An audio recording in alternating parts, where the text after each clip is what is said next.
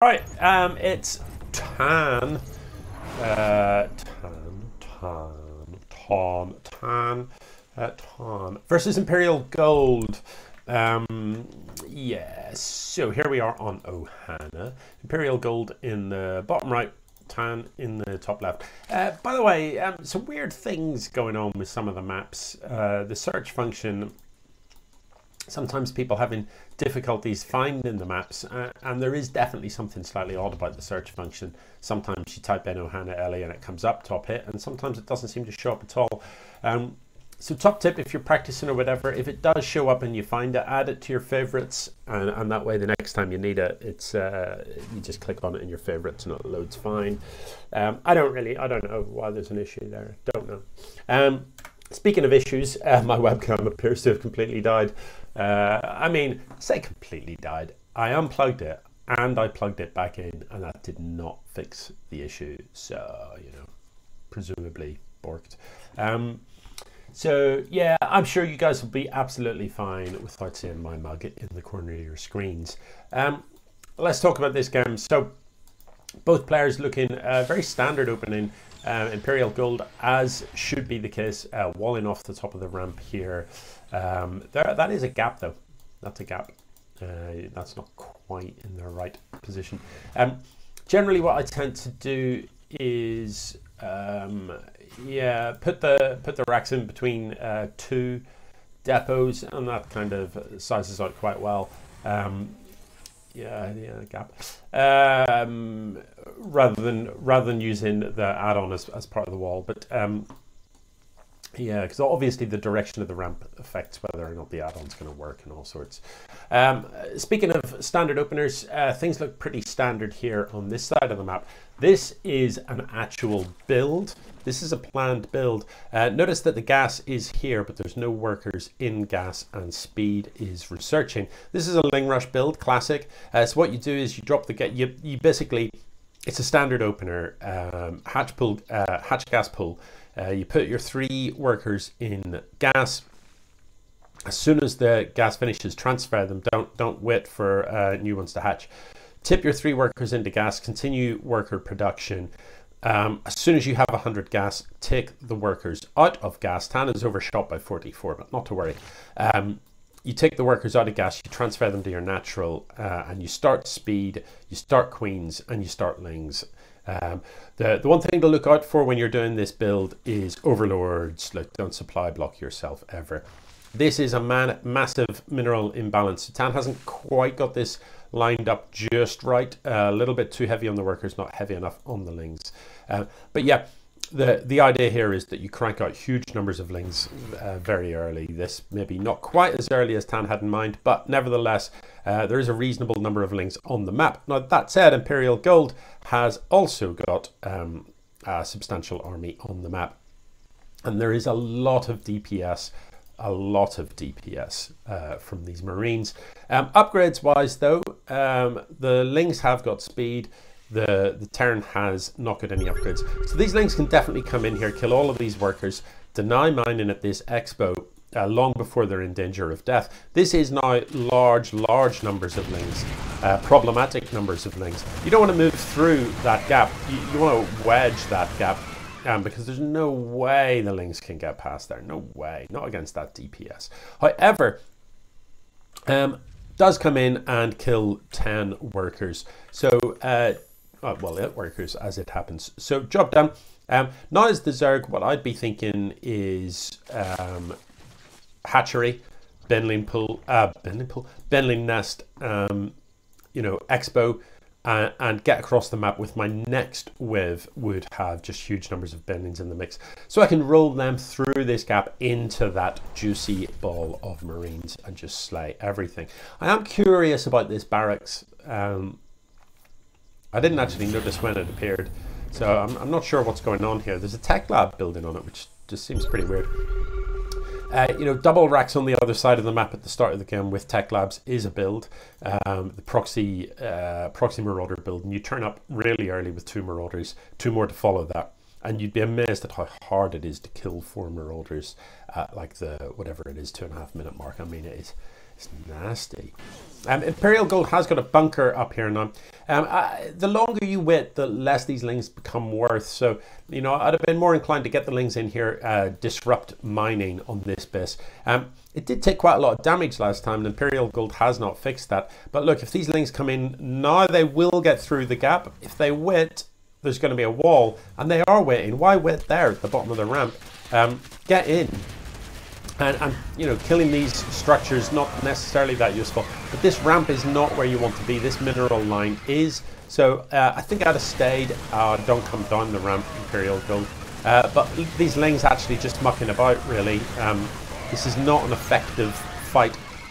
Did kill quite a lot of the workers, but Tahn could have focused on the orbital command pretty handily there. You never want to fight stuff on a choke. You don't want to be anywhere near here with melee units, because you're only ever like killing the front line of Marines, but all of the Marines are shooting you. So you're never going to win that fight, not ever. Not without either ranged units or Ben lanes. Ben lanes is what you need at this point. I would definitely go Ben. Given the, you know, yeah, there's a few Marauders in here, but it is mostly Marine, and most of them are hurt as well. So Ben lanes would just, you know, even 3 Ben lanes would just decimate this so badly. I have no idea why there's a mule there. No one knows. Literally no one. I have also no idea why there's a barracks with a tech lab here. Okay, so Tahn up to 3 bases, has got some upgrades presumably. One of each. Oh, it's a nuke! This ghost is gonna die. So that is really unfortunate. Love the energy, you know. I like that as an idea, but you need to research cloaking. The ghost needs to be cloaked, and ideally not right under where it's going to drop the nuke as well. You know, so get personal cloaking done for your ghosts, and that totally could have worked, and it would have been awesome. You know, look at that cluster of overlords. 1, 2, 3, 4, 5, 6, 7, 8, 9 overlords would have gone down, and that would have been just such a big supply block. However, Tahn has got idle workers, has got a gazillion pounds in the bank, so could have just held down the SFV and replaced all those overlords pretty easily. In terms of mining, it's not great by Imperial Gold. You know, did lose workers here, but isn't replacing them. Look, there are no workers in production. We've only got 8 of 16 mining over here, and these minerals are beginning to run out. There's no sign of an expo. There's idle workers. So the income's not great. Now, with that said, money in the bank, and this is researching cloaking at last. More idle workers over here. There are ghosts on the map. Is there a nuke? There is. There's a nuke ready to go. Wouldn't mind seeing a couple more ghost academies come down, so you have more than one nuke. There is no detection anywhere in the Zerg base. None. Has he got 3 layers? Yeah, you only need 1. The only time you would get a second layer is, you know, if the Terran drops into your men and is starting to focus on your layer before it dies, you know, turn one of your other hatcheries into a layer. But there's no advantage to having more than 1. You only need 1. You just have to have 1 to enable various upgrades and various tech structures. Yeah, so I don't know, the triple layer is slightly odd. What was I going to mention? Oh yeah, there aren't upgrades in production here. So Tahn has stopped at 111. And there doesn't seem to be much happening. Both players just kind of chilling, not really doing anything right now, just kind of waiting for something to happen. You're the people playing the game. You have to make it happen. I can't make it happen from here. You know what I mean? I can't make stuff happen for you. You have to go and make it happen. So, Tahn is going to come moving out. Whoa. There's the nuke all the way over on the other side of the map. I mean, you've got a bunker, nothing in it. It seems unlikely that the Zerg is going to break this. There's just far too much Terran here. No, I could have sworn I saw some Mutalisks in this game. And I hope they weren't part of a frontal attack. Because that's not what Mutalisks are for. Right? If you're a Zerg player, never ever fight Marines with Mutalisks. That just makes it straightforward. I mean, obviously there are times you can. You know, if there's like 3 Marines and you've got 20 Mutalisks, kill those Marines, sure. But when you see a Marine ball like the one that was here, huge numbers of no, don't fight that, because your mutas will die really quickly. And in general, mutas in a straight up fight, no, just no. Their purpose is flying in around the back here, picking off these workers, flying in around here, picking off these workers, being annoying, dancing backward and forward, maybe focused on a single turret if you've got like 12 mutas. If you don't, if you've got 6 mutas, don't try and shoot a turret, flee from it. You know, sniper worker, move to here, sniper worker, move to here, sniper worker, move to here, sniper worker, move to here, sniper worker, move to here.